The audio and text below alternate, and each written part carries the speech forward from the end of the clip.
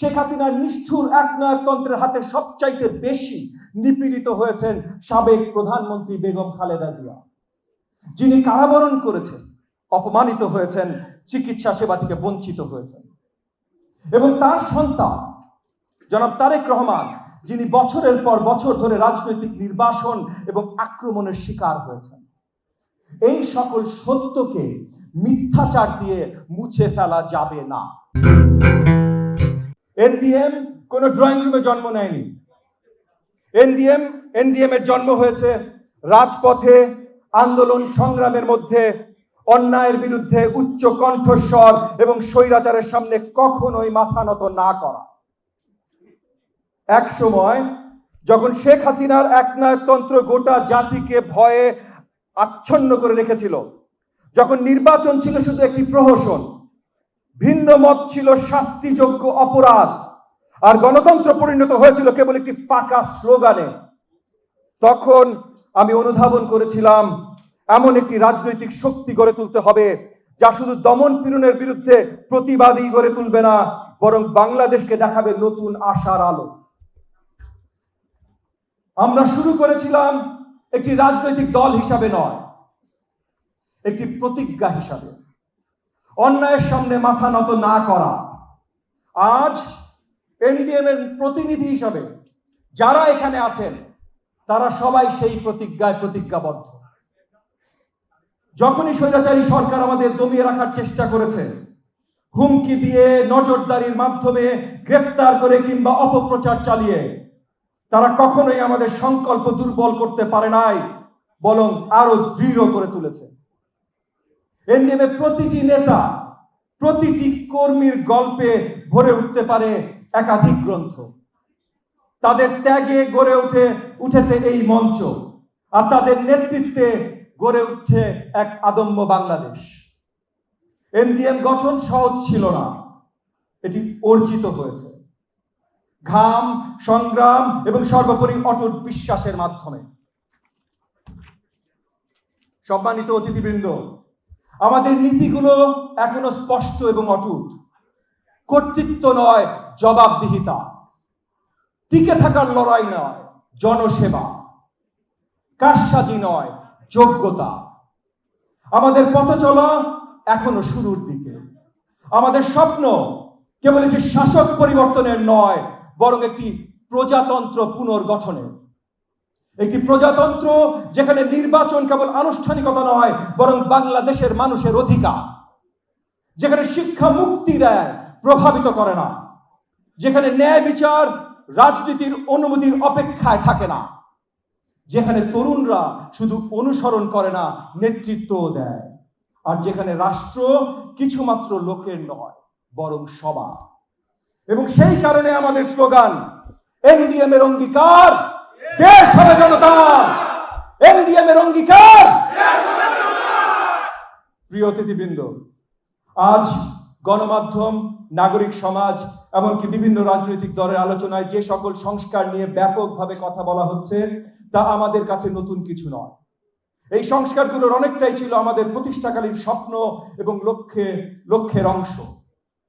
2017 সালে যখন আমরা এনডিএম এর যাত্রা শুরু করি, তখন আমরা একটি অঙ্গীকার করেছিলাম, শুধুমাত্র একটি স্বৈরাচার শাসনের বিরোধিতা নয়, বরং বাংলাদেশের শাসন ব্যবস্থার কাঠামোকে নতুন করে কল্পনা ও পুনর্গঠন করা।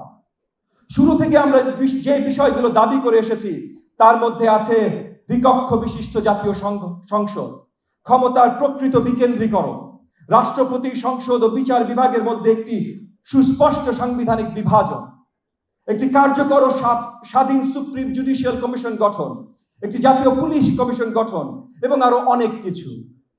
এসব কেবল নির্বাচনী স্লোগান নয়, এগুলো ছিল গঠনমূলক ও বাস্তব ভিত্তিক প্রস্তাবনা, যা আইন সিদ্ধ, আন্তর্জাতিকভাবে স্বীকৃত এবং বাংলাদেশের বাস্তবতায় প্রযোজ্য। পরবর্তী বছরগুলোতে আমরা গর্বের সঙ্গে আমাদের জ্যেষ্ঠ জোটসঙ্গী বিএনপির সাথে কাজ করেছি। জনাব তারেক রহমানের দূরদৃষ্টি সম্পন্ন নেতৃত্বে জাতীয় সংস্কারের লক্ষ্যে 31 দফা রূপরেখা প্রণয়নকে সমর্থন জানিয়েছি। সেই 31 দফা থেকে এনডিএম প্রস্তাব করেছে 9টি প্রধান সংস্কারমূলক উদ্যোগের। একটি লক্ষ্য ভিত্তিক তালিকা, যা পরবর্তী রাজনৈতিক পরিবর্তনের প্রেক্ষাপটে তাৎক্ষণিক বাস্তবায়নের জন্য অগ্রাধিকার প্রাপ্ত। এই প্রস্তাবনার মধ্যে কয়েকটি গুরুত্বপূর্ণ খাত আমি বিশেষভাবে উল্লেখ করতে চাই। ব্যাংকিং এবং আর্থিক খাতের সংস্কার। আমরা এমন একটি আর্থিক ব্যবস্থার মুখোমুখি দাঁড়িয়ে আছি যা লুটপাটের শিকার। ব্যাংকিং খাতকে শুধু অর্থ দিয়েই নয়, সাহসিকতার মাধ্যমেও পুনরুদ্ধার করতে হবে। এই কারণে এনটিএম প্রস্তাব করছে সত্যিকার অর্থে কাজ করতে আগ্রহী এমন সমস্যাগ্রস্ত কিন্তু সৎ ব্যবসায়ী প্রতিষ্ঠানগুলোর জন্য ঋণ পুনর্নিয়মিতকরণের যোগ্যতা 10% থেকে কমিয়ে 2% নিয়ে আসা। রাজনৈতিকভাবে নিযুক্ত বোর্ডের বদলে স্পষ্ট এবং কঠোর নীতিমালার মাধ্যমে পেশাদার ব্যবস্থাপনার হাতে ঋণ অনুমোদনের ক্ষমতা ফিরিয়ে দেওয়া এবং আরো অনেক কিছু।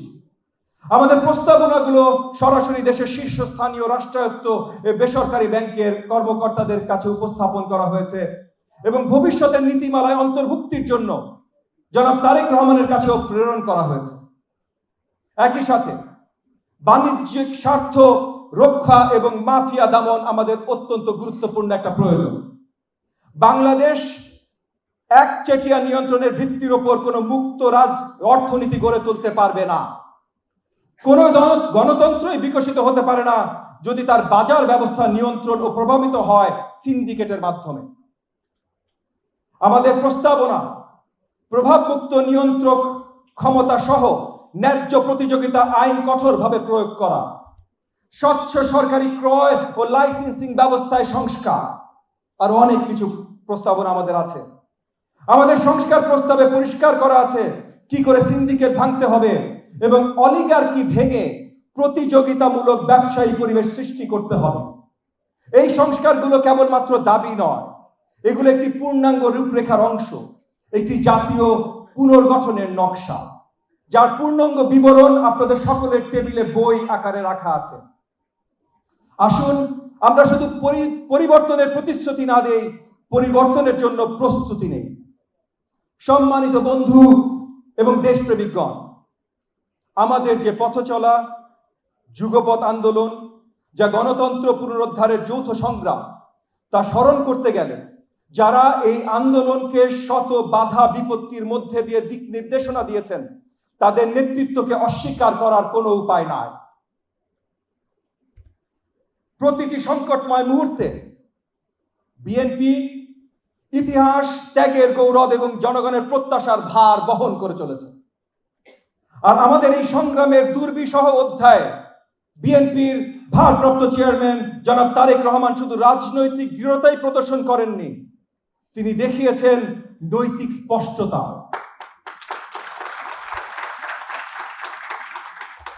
একটি ছোট্ট ঘটনা আমি আপনাদেরকে বলতে চাই, যে ঘটনাটি আমার কাছে জনাব তারেক রহমানের নেতৃত্বের একটি নির্ধারক উদাহরণ হয়ে আছে।